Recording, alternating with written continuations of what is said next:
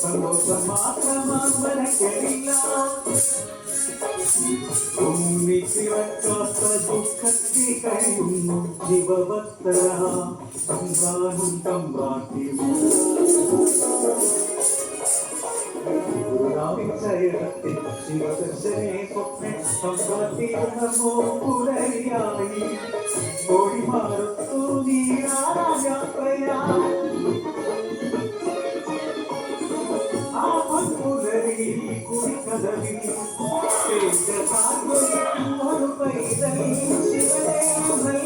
ദിതിയല്ലയോ